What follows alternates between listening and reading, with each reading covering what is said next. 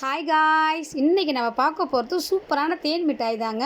பாருங்கள் எவ்வளோ சூப்பராக இருக்குது பாருங்கள். ஒன்று பிரித்து காமிக்கிறேன் பாருங்கள். ரொம்ப நல்லா இருக்குங்க. இது உள்ளே நல்லா ஜூஸியாக மேலே அந்த சுகர் பவுடரோடு சாப்பிட்றதுக்கு சூப்பராக இருக்குங்க. இது நம்ம எல்லாருக்குமே ரொம்ப பிடிக்குங்க. இப்போலாம் கிடைக்க மாட்டேங்குதுங்க. நம்ம வீட்டிலேயே செஞ்சு நம்ம குழந்தைங்களுக்கு கொடுக்கலாம். வாங்க எப்படி செய்யலான்னு பார்க்கலாங்க. இப்போ ஒரு பாத்திரம் எடுத்துருக்கேன். அந்த பாத்திரத்தில் ஒரு 1/4 கிலோ மைதா மாவு சேர்த்துக்கலாங்க. இது கூட கொஞ்சமாக உப்பு போட்டுக்கலாங்க. கொஞ்சமாக பேக்கிங் சோடா போட்டுக்கிறேங்க. புளிப்பில்லாத தயிருங்க ஒரு 1.5 குழிக்கரண்டி நான் சேர்த்துக்கிறேங்க. புளிப்போடு சேர்க்காதீங்க, புளிப்பில்லாத தயிர் சேருங்க, அப்போ தான் நல்லாயிருக்குங்க.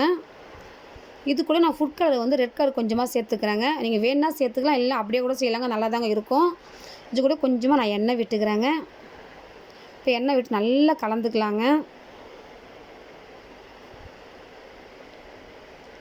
நல்லா பொறுமையாகவே கலந்து விடுங்க. அப்போ நல்லா எல்லா இடமும் நல்லா கலந்து வருங்க. உப்புலாம் நமக்கு கலந்துட்டு கொஞ்சம் கொஞ்சமாக தண்ணி விட்டு பிசைய ஆரம்பிச்சிடலாங்க.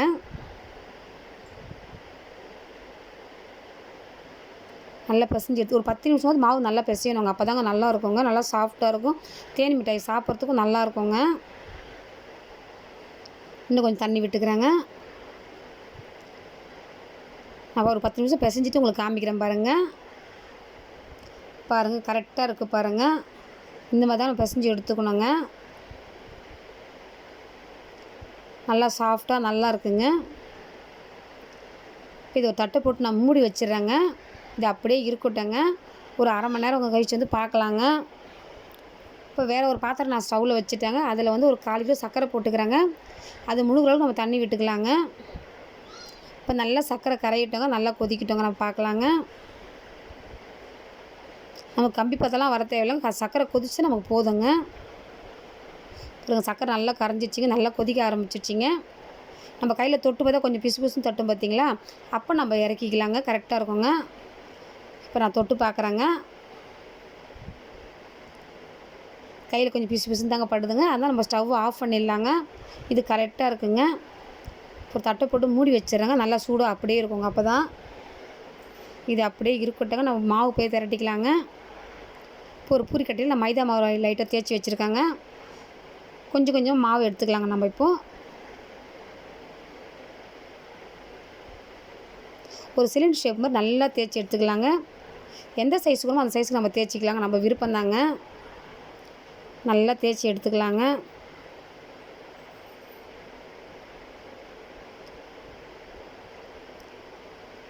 நல்லா இந்த மாதிரி தேய்ச்சி எடுத்துக்கிட்டேன் பாருங்கள். இது கரெக்டாக இருக்குது பாருங்கள்.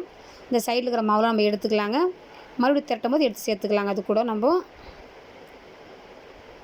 நம்ம வேணுன்ற அளவுக்கு நம்ம கட் பண்ணி எடுத்துக்கலாங்க. சைஸ் மட்டும் நம்ம விருப்பம்தாங்க. எனக்கு இந்த சைஸ் கரெக்டாக இருக்குங்க.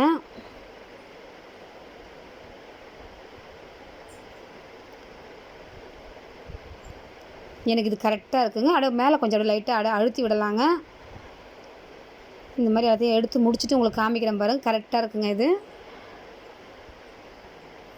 பாருங்கள், நான் எல்லாமே திரட்டி முடிச்சிட்டேங்க. கரெக்டாக இருக்குங்க. ஸ்டவ்வில் எண்ணெய் ஊற்றி வச்சிட்டேங்க. கடாயில் எண்ணெயும் காஞ்சிருச்சிங்க. வாங்க சேர்த்துடலாங்க.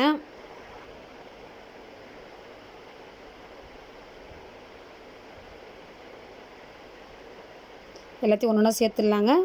ரொம்பலாம் காய விட்டுறாதீங்க, மீடியமாக காய விடுங்க. எண்ணெய் டக்குன்னு தீஞ்சிடுங்க. அப்புறம் உள்ளே வேகாமல் நல்லா இருக்காதுங்க தேன் மிட்டாய். பார்க்கும்போது எவ்வளோ சூப்பராக இருக்குது பாருங்கள். ரொம்ப நல்லாயிருக்குங்க இது சாப்பிட்றதுக்கு. வீட்லேயே ஈஸியாகவும் நம்ம செஞ்சிடலாங்க. நல்லா இருக்குது பாருங்கள். சூப்பராக செவந்து வருது பாருங்கள். எண்ணெய் மட்டும் மீடியமாக காய வச்சுருங்க, ரொம்ப காய வைக்காதீங்க. நல்லா பொறுமையாக நல்லா வெந்து நல்லா செவந்து வரட்டுங்க நமக்கு. அவ்வளோதாங்க, ரெடியாக ஆகிடுச்சிங்க நமக்கு. சூப்பராக தேன் மிட்டாய் ரெடிங்க. இப்போ சுகர் சூடாக இருக்குங்க. சுகர் நம்ம காய்ச்சி வச்சுருக்கோம் இல்லைங்களா, அதில் சேர்த்துடலாங்க. அப்படியே சூடு அப்படியே இருக்குங்க. அப்படியே சேர்த்துட்டேங்க எடுத்துகிட்டு போய்ட்டு. இப்போ நம்ம வந்து உருளைக்கிழங்குலாம் பிசையும் பார்த்திங்களா, அந்த கரண்டி தாங்க நான் வச்சுருக்கேங்க. அதிலே வச்சு நல்லா அப்படி அழுத்தி விடுறாங்க.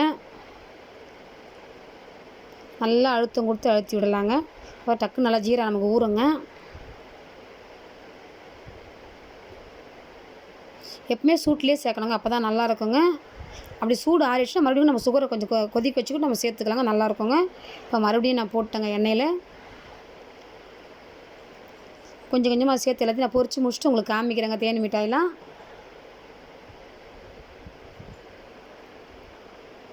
எல்லாத்தையும் பொரித்து எடுத்துகிட்டு உங்களுக்கு காமிக்கிறேங்க. சுகர் பேஸ்ட்டில் போட்டு உங்களுக்கு காமிக்கிறேங்க. பாருங்கள் நான் எல்லாமே போட்டு முடிச்சிட்டேங்க. இதில் நல்லா ஊறி இருக்குது பாருங்கள். இப்போ நம்ம எடுத்து ஒரு தட்டில் வச்சிடலாங்க.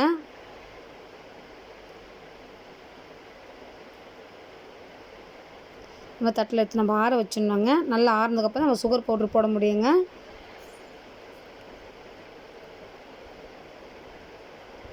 இந்த மாதிரி எல்லாமே உங்களுக்கு எடுத்து முடிச்சுட்டு காமிக்கிறேங்க. பாருங்கள் நான் எல்லாத்தையும் எடுத்து ஆற வச்சுட்டேங்க. எனக்கு கரெக்டாக இருக்குங்க. இப்போ வேறு ஒரு கிண்ணத்தில் நான் சேர்த்துக்கிறேங்க. இது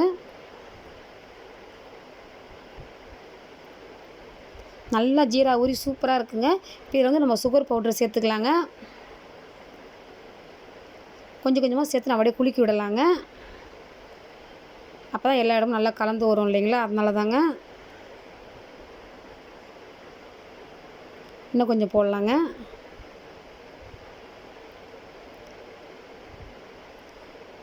நல்லா குலுக்கி விடலாங்க. அவ்வளோதாங்க, சூப்பராக நம்ம வீட்டில் தேன் மிட்டாய் ரெடி ஆகிடுச்சு பாருங்கள். ஈஸியாக செஞ்சுட்டோம் பாருங்கள். குழந்தைங்களாம் செஞ்சுக்கிட்டா விரும்பி சாப்பிடுவாங்க. ரொம்ப பிடிக்குங்க குழந்தைங்களாம். செஞ்சு கொடுங்க, நீங்களும் சாப்பிடுங்க. சூப்பராக இருக்குங்க. தேங்க்யூங்க.